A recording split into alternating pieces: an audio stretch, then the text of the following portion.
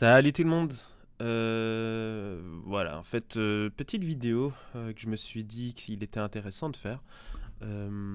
Parce que moi-même, m'étant retrouvé dans la situation, je pense qu'il est un peu difficile de créer sa candidature et de la réussir euh, la première fois directement. Je pense que le taux de réussite est assez bas et c'est pas une mauvaise chose non plus. En fait, la qualité du RP de ce serveur, qui est Ninja RP, est vraiment qualitatif. Il se veut sérieux et du coup demande un certain nombre d'implications des gens qui aimeraient jouer avec. Donc le but ce sera de rassembler un maximum d'informations et que vous puissiez utiliser les informations que vous trouvez à l'intérieur pour essayer de rendre qualitatif votre première candidature. Du coup, moi, c'est Foxstyle. J'ai 30 piges, je travaille depuis tout petit dans l'informatique. Et très jeune, j'avais fait un peu d'RP. C'était sur les forums actifs à l'époque, je sais pas si certains connaissent. Et puis plus rien, et puis je suis tombé sur ce serveur RP grâce à Kameto. Et franchement, c'était directement gros amour pour ce serveur. Franchement, je trouve que les gens font vraiment du très très bon boulot, le staff. Et voilà, je me suis retrouvé à faire ma candidature parce que sincèrement, j'étais très enjoué à l'idée de pouvoir faire partie de cette belle aventure. Sauf que directement, moi, je suis tombé directement dans les pièges. Donc, rejet direct. Sauf que je me suis retrouvé à un moment où on attend 7 jours pour pouvoir avoir une réponse sa candidature. Parce que énormément de candidatures suite à certaines choses, suite à la situation. Moi, ce que j'avais fait, c'est en fait mettre, par exemple, un clan unique dans mon nom de famille. Je voulais faire un Yuga et j'avais aucune idée, parce que je n'avais pas pris le temps de rassembler les informations, en fait, de m'informer vis-à-vis des règles du serveur. Du coup, j'ai dû attendre. Et pendant ces temps-là, qu'est-ce qui s'est passé? Je me suis retrouvé sur le Discord One de FEC et j'ai beaucoup appris. J'ai même beaucoup apprécié passer du temps avec bon nombre de personnes là-bas et j'ai aidé énormément de candidatures. Pendant cette aide, comme j'ai dit, j'ai énormément appris. C'est pour ça que j'aimerais un peu partager mon savoir parce que je ne pense pas rester sur le Discord ou en tout cas aider activement les, euh, les gens qui font leur candidature directement sur le serveur une fois que je serai, Inch'Allah, whitelisté. D'accord? Un petit topo sur la situation. En fait, voilà, c'est un serveur qui est vraiment dans une phase, à l'heure où je parle, très, très, très, comment on dit ça, qui fonctionne très, très bien. Dans un premier temps, parce que la qualité du serveur est vraiment remarquable. J'ai eu l'occasion de pouvoir voir certaines diffusions Twitch de l'équipe développement où on les voit activement faire de l'équilibrage, activement essayer de comprendre la situation dans le RP qui parfois peut être un peu plus complexe et peut amener parfois à une fermeture du serveur. Je pense à des guerres, à des pays qui vont mieux que d'autres, etc. Un deuxième argument pourquoi le serveur fonctionne très bien, il y a également eu l'apparition de Kameto parmi les streamers. Et qui dit Kameto dit toute l'apparition des KC fans qui sont venus et qui aimeraient participer à cette belle aventure avec leurs streamers, mais également sans leurs streamers, juste parce qu'ils apprécient l'endroit. Ce qui fait qu'il y a énormément de candidatures. Et quand je vous dis énormément, c'est quelque chose qui est drastiquement supérieur à quand le serveur avait été moins enclin à la visibilité. Ce qui fait qu'en fait, il faut essayer d'aider les douaniers. Les douaniers doivent gérer, je crois qu'à un certain moment, ils avaient 1400, entre 1400 et 1300 candidatures en attente. Bah oui, parce que tout d'un coup, d'un jour à l'autre, t'en as plus 500. Et ça, c'est vraiment pas facile à gérer, sachant que ce sont des longs textes à lire, à comprendre, et faire en sorte que la qualité des candidatures et du coup des utilisateurs, des joueurs, reste bonne, quoi. On a également une différence de nombre de personnes entre Konoha et les autres villages. Clairement, hein. Konoha, c'est le pays, c'est le village du protagoniste Naruto, ce qui fait qu'énormément de gens désirent entrer et faire partie de l'aventure Konoha. Et puis, pas mal de streamers sont dans l'aventure Konoha également. Ce qui fait que, voilà, on voit certaines fois des annonces sur le Discord de Douane FOC, comme quoi Ame serait plus enclin à accepter plus de joueurs, comme quoi il y a des whitelistings spéciales Ame qui sont créés, etc. Par exemple, là on est vraiment en date du 30 avril et on en est dans cette situation-là, mais de ce que j'ai pu entendre, il y a 3 4 semaines, c'était un peu différent. D'accord. Et finalement, la situation est telle que du fait du ratio de bonnes et mauvaises candidatures. Pour être franc, je suis quelqu'un qui essaie toujours d'un peu prendre le temps de faire les choses, mais même moi, je me suis retrouvé à faire la plus mauvaise des candidatures. Ce qui fait que c'est vraiment facile de se rater. Et se rater quand il y a 7 jours à attendre pour avoir une réponse, alors que on a une qualité de jeu qui est phénoménale, ça fait mal, parce que si tu en rates une, tu dois attendre ensuite de faire une bonne, et plausiblement qu'elle réussisse. À savoir attendre 14 jours avant de pouvoir avoir la chance de pouvoir jouer avec sur le serveur. D'accord. Alors, tout d'abord, il y a beaucoup de documents qui sont disponibles et qui sont primordiaux à la bonne élaboration de sa candidature. Je conseille très fortement, d'avant de se lancer, d'aller voir ces documents. Déjà, dans la catégorie annonce, attendez, si je vais mettre ça ici. Déjà, dans la catégorie annonce, ici même, moi je l'avais raté, je l'ai même découvert très tard. Hop. Qu'il y a énormément d'informations importantes. Ici, par exemple, où on a vraiment les questions qui ont été le plus évoquées, je pense que c'est très important. Et il faut tout lire, hein. Il n'y a rien à faire. Hein. Si on veut faire partie d'une aventure aussi sérieuse et qualitative, il faut tout lire. Il y a également la partie, qu'est-ce que j'ai mis, information ici même, où on a vraiment le règlement, le guide du débutant, le wiki et collection.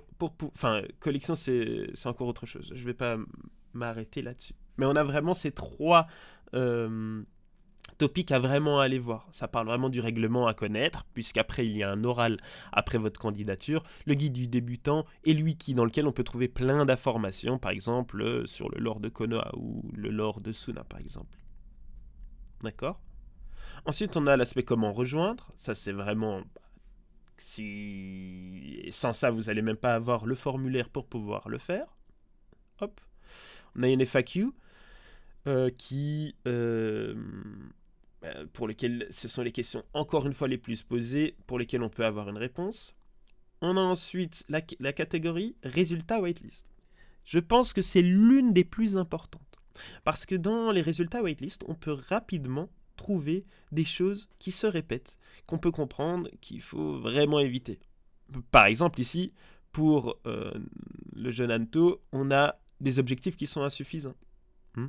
Ici, on a par exemple, encore une fois, objectif insuffisant, candidature bâclée, mais plus régulièrement, on va voir des combos NBU plus épée de la brume. Je vais en parler pourquoi ce n'est pas autorisé. Puis bien évidemment, ChatGPT. ChatGPT va pré-mâcher le boulot pour vous et ce n'est pas désiré parce qu'on veut faire en sorte que, ils veulent faire en sorte que les joueurs soient totalement autonomes de logiciels tiers ou sites tiers pour pouvoir jouer correctement. D'accord ? Finalement, quelque chose également de très important, hop, très important, mais à prendre avec des pincettes, c'est la partie question.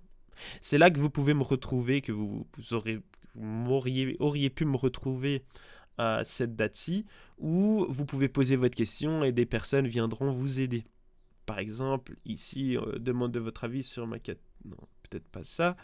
On va prendre une... voilà, ici on a par exemple Hamzouz qui va venir proposer son histoire et ses objectifs et son caractère. Et voilà, certaines personnes, ici par exemple moi, va venir lui donner des conseils, essayer de faire en sorte que sa candidature, la première fois, puisse être acceptée. Pourquoi prendre avec des pincettes? Parce que énormément de réponses sont données par des gens qui ne sont même pas whitelistés, à savoir moi. Et du coup, toutes les réponses ne sont pas 100% accurate.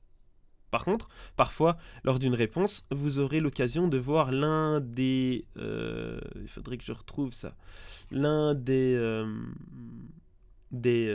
modérateurs, l'un des douaniers, venir ajouter un petit carré vert avec une sorte de check pour dire que oui, cette information a été checkée et qu'elle est bien véritable, qu'elle est bien valide. D'accord ?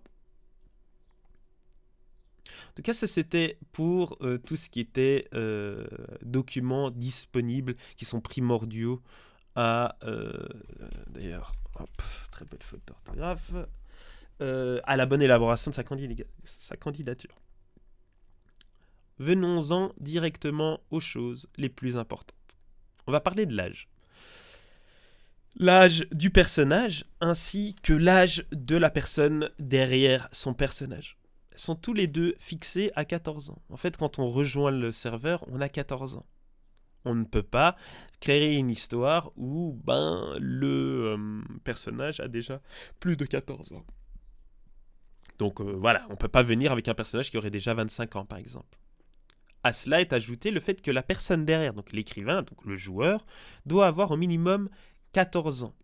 J'ai mis ça dans une obligation, mais voilà, quelques exceptions sont faites aux personnes âgées de moins de 14 ans, mais que le staff estime assez mature pour pouvoir rejoindre l'aventure.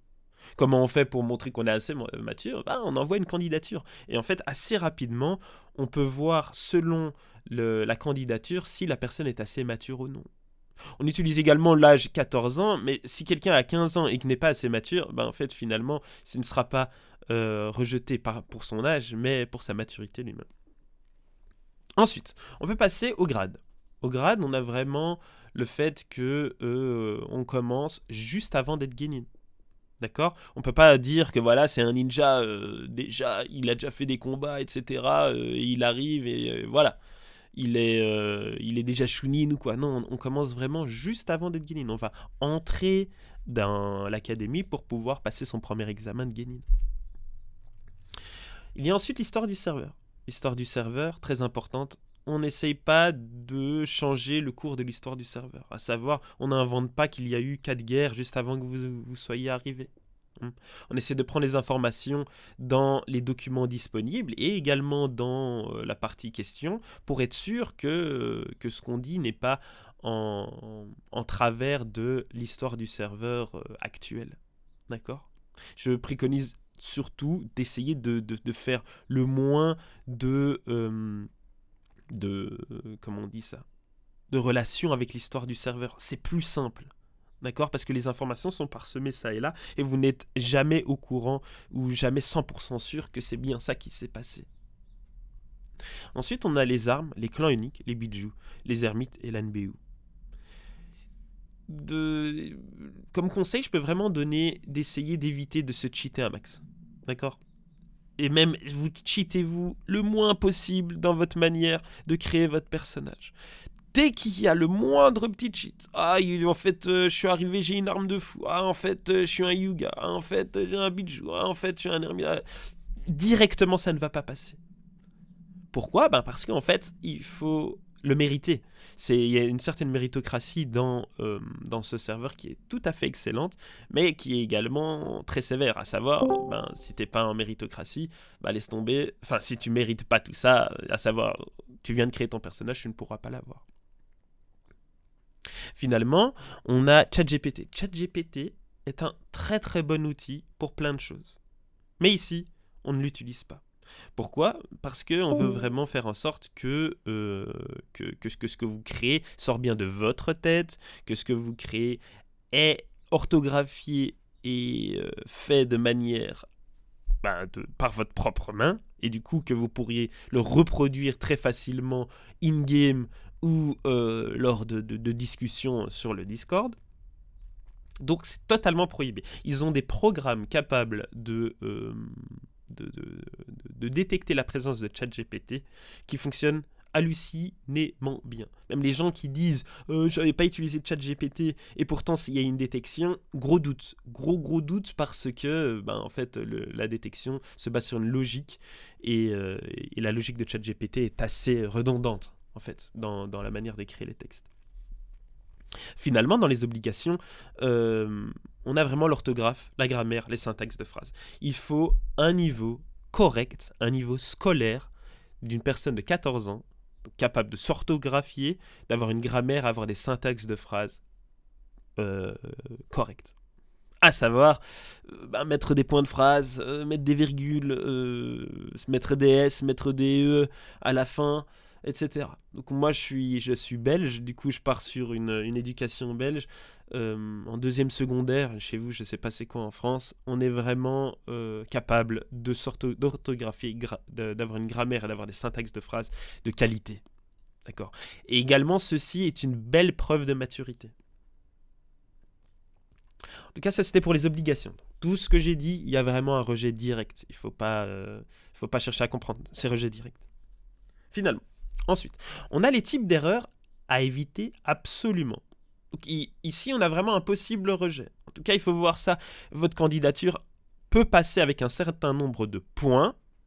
En tout cas, ce que je vais expliquer, c'est souvent des minus. Donc en tout cas, si une candidature commence avec 10 points et doit essayer d'arriver à 20, par ce que je vais citer, régulièrement, va mettre des points négatifs. Ça ne veut pas dire que c'est à rejet direct, ça veut dire que si, parce que du coup, si vous arrivez avec une candidature en béton, mais vous avez fait une petite erreur comme le RP Vengeance ou l'RP Orphelin, qui ne sont pas nécessairement des erreurs, mais qui sont des choses à éviter, ça peut passer, mais fort déconseillé. Voilà, on va parler du RP Orphelin, de l'RP Quête de Puissance et l'RP Vengeance. RP Orphelin, RP Quête de Puissance, RP Vengeance, c'est quoi ? Orphelin, vous arrivez et dans votre histoire, vous avez une partie qui parle de mon père est mort, ma mère est morte. À éviter absolument. Quand j'explique aux personnes qui ont fait ça, pourquoi c'est à éviter absolument, c'est pour 2 raisons.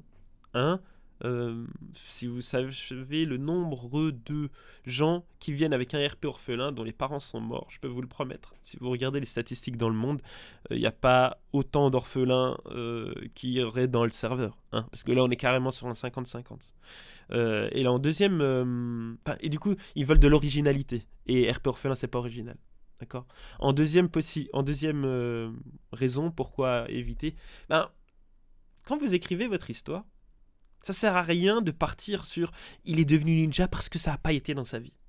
C'est beaucoup trop redondant, c'est beaucoup trop...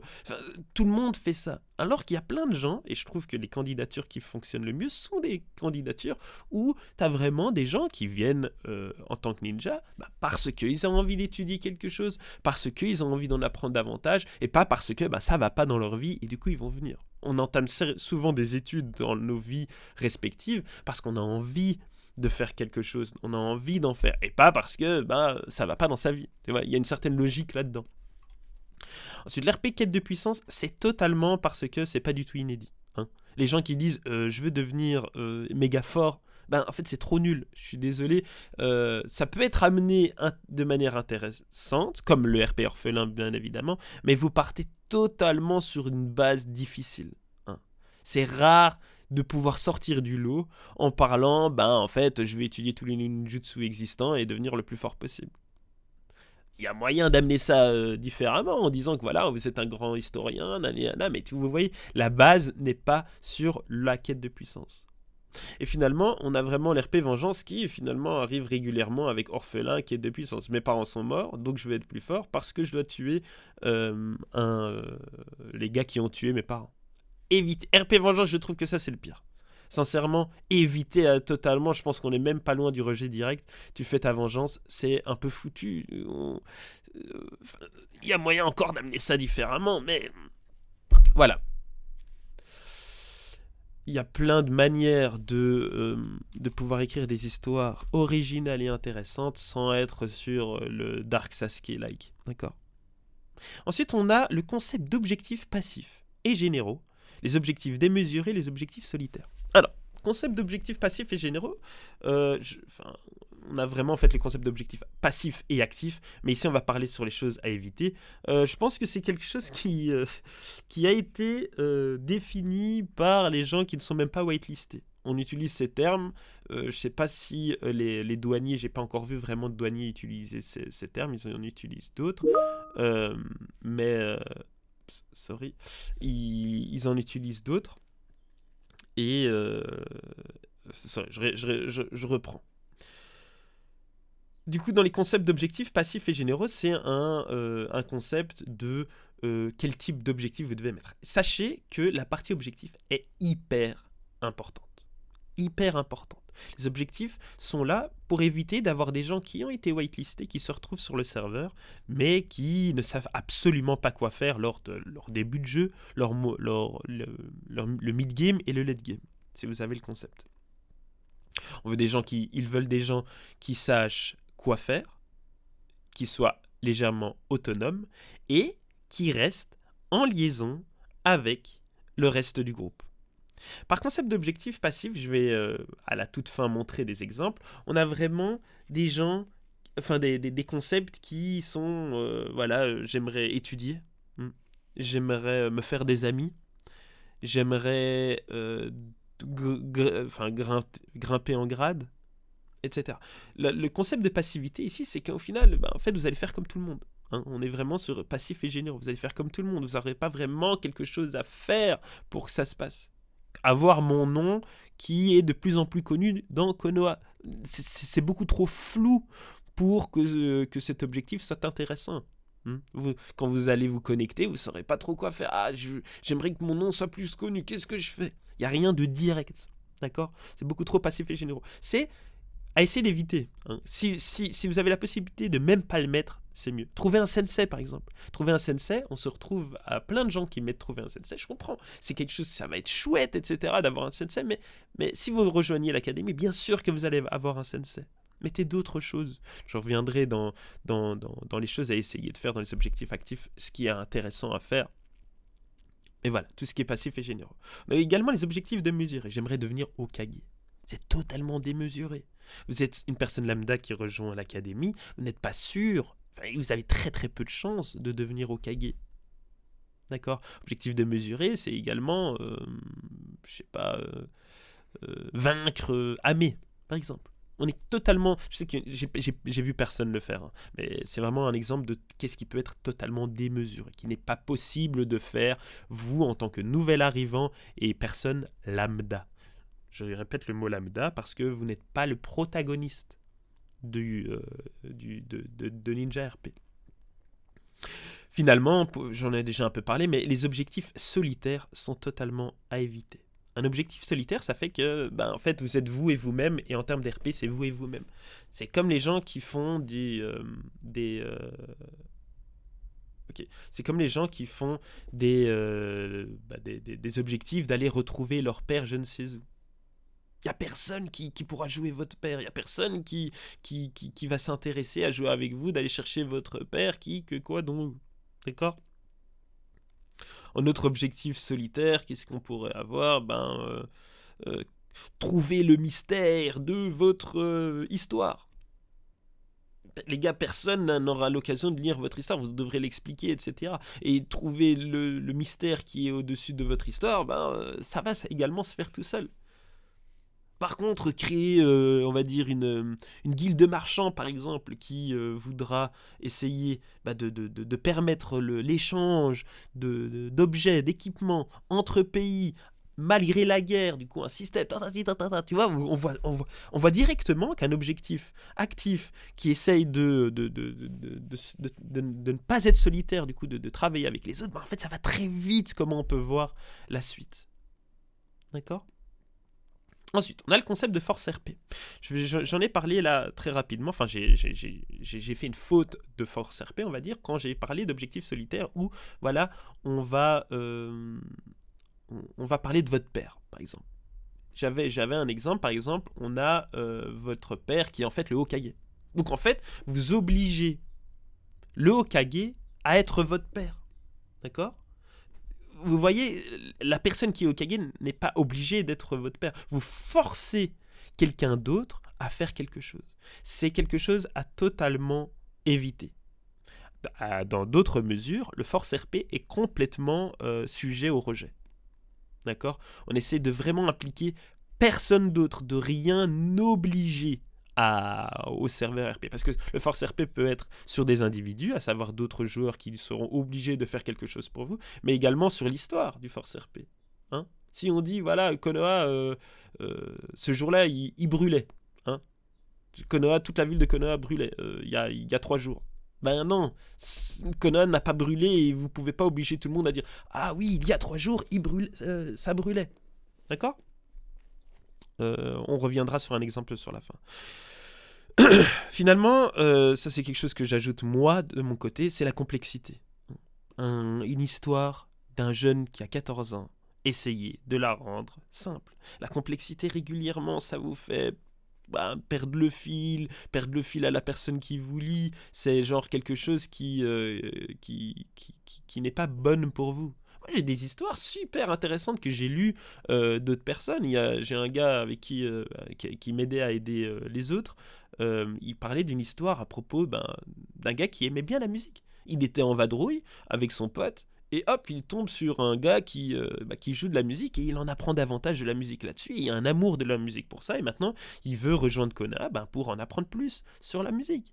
Enfin, c'est simple. On n'est plus sur ouais, en fait, mes parents ils ont été pris dans une cave et en vrai c'est trop chaud, nanana, tu vois. Laisse tomber. Vaut mieux vraiment partir sur un truc simple, compréhensible et qui est plus facile à manier. Donc voilà, ça c'était un peu pour les choses, les types d'erreurs à éviter absolument, parce que voilà, c'est des points négatifs. Alors voilà, on est sur les objectifs à essayer de faire, les bonnes choses, c'est qui peuvent vous donner des points positifs. Je ne l'ai pas mis, mais ça coule de source. On a cette certaine originalité, d'accord? Essayez de rester originaux. Hein. Le coup de l'éclaireur, les gars, c'est foutu. Je vous le dis direct, tout le monde veut devenir éclaireur. Je l'ai fait moi-même. Le coup du stratège, laisse tomber. Hein, si t'as pas un truc bien solide, en vrai, laisse tomber. Par contre, le coup du musicien, ça, j'ai pas vu ça régulièrement. Hein. Être musicien dans Konoha, c'est un peu dingue. Le coup du marchand, il y en a un autre qui en parlait, ça déchire. Surtout dans des temps comme, bon, vous n'êtes pas censé le savoir, mais c'est un peu la merde entre Konoha et Ame. Du coup, en temps de guerre, avoir une guilde de marchands qui n'est pas liée directement à la guerre, c'est important. Hein. Je crois que c'est un gros bonus, l'originalité. Ensuite, on a les objectifs actifs. Primordial. Complètement primordial. On essaye d'avoir des objectifs qui permettent de se lier aux autres, qui permettent de faire des choses dès le début de votre aventure, qui permettent de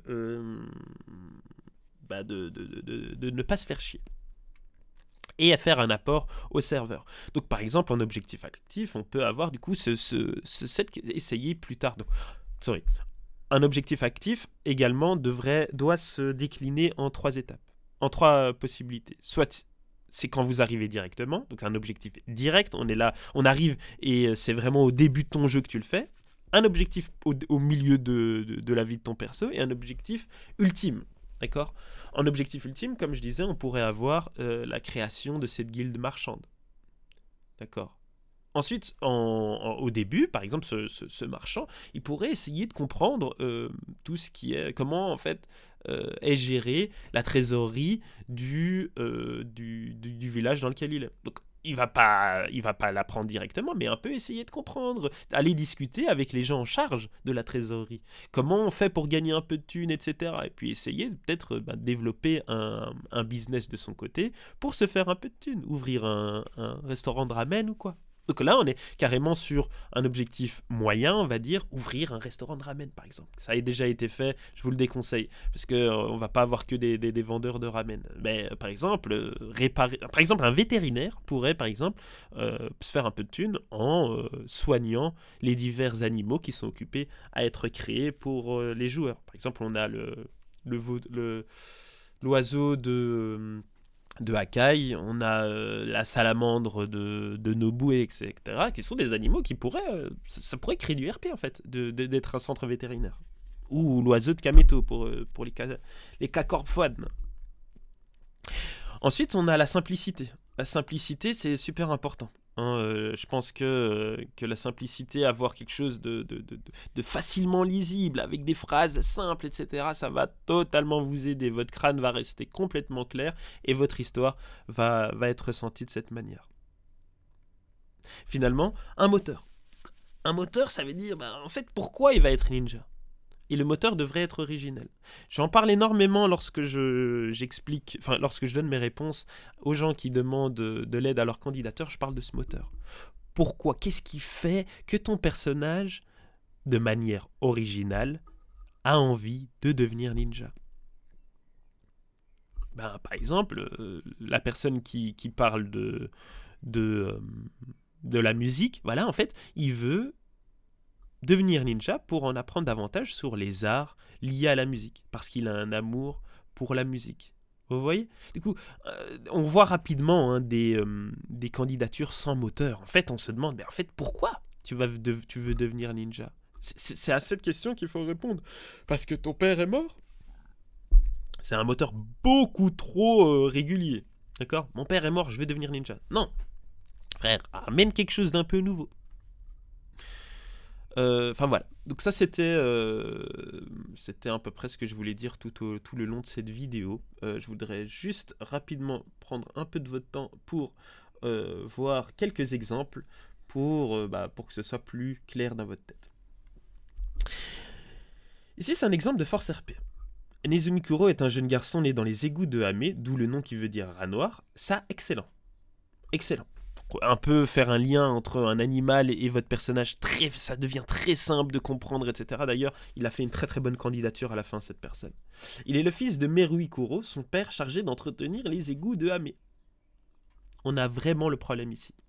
Donc en fait, c'est quand même un peu subtil, hein, mais si tu dis que ton père il est chargé d'entretenir les égouts de Hame, ça fait en sorte que si une personne a envie d'être chargée des égouts de Hame, d'entretenir les égouts de Hame, il est obligé d'être ton père. Et ça, hop, force RP. C'est un peu difficile à voir, même si, à force de le voir, on le voit. Mais ça, c'est des forces RP, par exemple. D'accord ? En deuxième exemple, on a Akane Suzuki est un jeune ninja qui a toujours eu une vie simple avec ses deux parents. D'ailleurs, petite faute d'orthographe, mais c'est pas grave. Mais le jour de ses 12 ans, un ninja a tué sa mère et son père qui était de simples paysans, et ce ninja a kidnappé le jeune Akane. J'ai mis les 3 petits points ici parce qu'au fond, c'était une phrase qui ne s'arrêtait jamais. On a un peu un exemple de sois calme avec tes syntaxes de phrases. Akane trouve une aide pour tuer ou emprisonner le ninja, même s'il doit se battre à mort pour venger ses parents. Tu vois le bazar ? Le gars, il est... on en voit des milliers des candidatures comme ça et je peux vous dire que ça saute direct. Quand elles sont un peu trop simples. Finalement, cette personne qui a écrit cette candidature a finalement fait quelque chose de très bien. Hein. Je dis pas, il avait toutes les capacités pour pouvoir le faire. Mais là, on voit vraiment, il va se venger, ses parents sont morts, du coup. Pas fou. Alors finalement, on va parler de ces objectifs passifs-actifs parce que je pense que c'est quelque chose de très important et pas nécessairement facile à comprendre. On a les projets. Déjà, j'aimerais juste dire que je pense sincèrement que cette manière d'écrire, c'est parfait. Projet RP1 avec une sorte de titre, début de carrière éclaireur, bien s'entourer, tu vois. C'est clair, en fait, les examinateurs ils vont directement avoir la capacité de bien comprendre. C'est un gros point positif, hein, une bonne clarté. Clairement, ils veulent que ça aille vite. Ils ont 1200 candidatures, vaut mieux que ce soit clair. Mais il y a un autre petit problème ici, c'est que début de carrière d'éclaireur. Ok, ça, on va dire que ça peut encore le faire. Hein. Il veut devenir éclaireur. Malgré qu'on commence à frôler un peu le côté passif, qu'est-ce que tu vas faire pour devenir éclaireur en fait ? Bien s'entourer. Ultra passif. Ça, c'est même mieux sans. D'accord ? Anako saura se faire des amis de confiance. Saura plutôt. Se faire des amis de confiance. Mec, tu vas juste marcher, tu vas te faire des amis. C'est le principe du RP de pouvoir partager ensemble. By the way, ça fonctionne. Encore une fois, hein, parce que je sais que les personnes peuvent arriver à voir que je suis en train de parler de leur candidature. Ça a été excellent ensuite. Hein. Ici, on a vraiment quelque chose de très bon en termes d'organisation et on a déjà travaillé ça. Ici, on a par exemple faire ses preuves.